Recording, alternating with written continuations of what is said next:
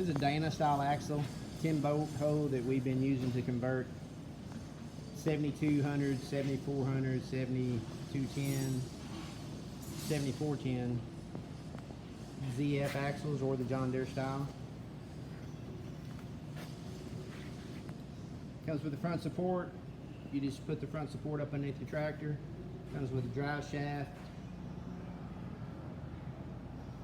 This come off of a 7420.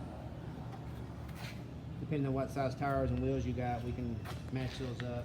You've got to have 10 bolt. You're replacing the 8 hole. So this here's been checked out.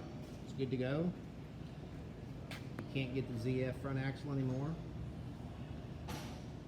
So we're using the Dana. You can still get parts for this.